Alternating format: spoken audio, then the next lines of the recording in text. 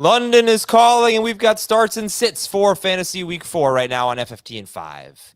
Welcome, everybody. Adam Azer and Heath Cummings. Apologize for my appearance if you're watching on YouTube. Very self-conscious about it. Let's just move on. It's too early.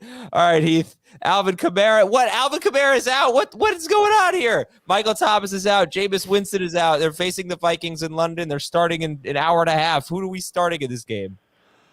We are starting Chris Olave is the only one that I'm relatively certain I'm starting. Jarvis Landry is a low-end flex. Mark Ingram is a high-end flex. Not as excited about Ingram as I was in week 2 because in week 2, he only played 37% of the snaps when Alvin Kamara was out. The other 2 games when Alvin Kamara has been active, he's played 33% of the snaps.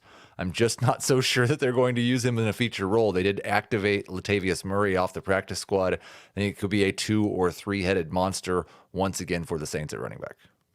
Oh, man, I'm a little more optimistic for Ingram. That game was against the Buccaneers, and, maybe they just didn't want to run the ball against the Bucs.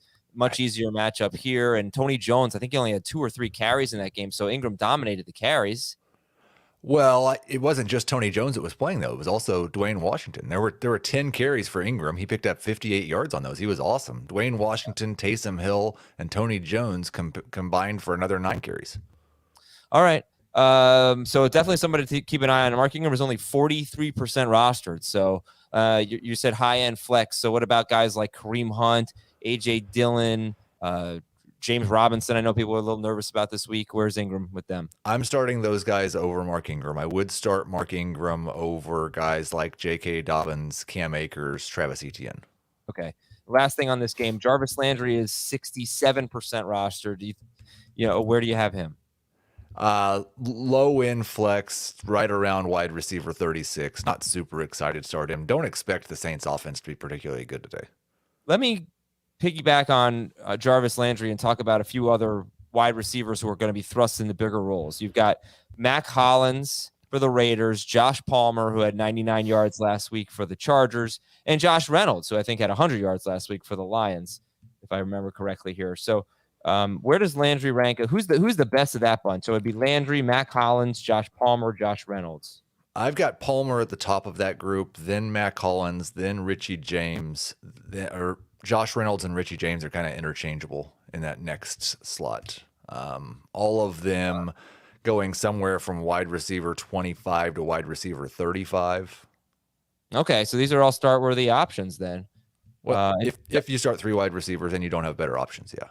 Josh Reynolds had 96 yards last week. Pardon me. Christian McCaffrey will play. Is he a must start? I'm starting him. Marquise Brown and Rondale Moore are both expected to play. Rondale Moore, more of a stash, I would think. Does this take Greg Dortch out of the equation, though? Dortch is definitely behind all those guys we just talked about, including Jarvis Landry. Is he behind Rondale Moore?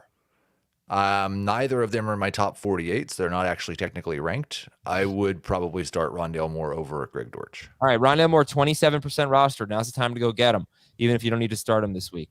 Cordarrell Patterson, we're going to have to keep an eye on him. We might not know until a little bit before game time on Cordarrell. Well, we'll know when the inactives come out. But they said that they expect he's going to try to play, but it's a very painful injury. And the tough one is Sunday night. Chris Godwin and Julio Jones. Tampa Bay optimistic that Chris Godwin and Julio Jones are going to play on Sunday night. What are we supposed to do with that information? What are we supposed to do with Tom Brady? I don't really want to start. I'm probably going to start Godwin as long as he's active. But again, it's a little bit risky because something could happen this evening. Evans is a start. Brady is now in that. He's very close to a start. I had Goff ahead of him at the beginning of the week. Enough things have changed that I would start him over Goff now, but he's not a top 12 quarterback. He's like 14 or 15 for me. Do you feel confident enough that Godwin will start if you set your lineup at 1:00 that you leave him in? I would start him over the group of replacement level wide receivers that we talked about. Okay. And if you need to pivot to someone else, I think Russell Gage is still widely available.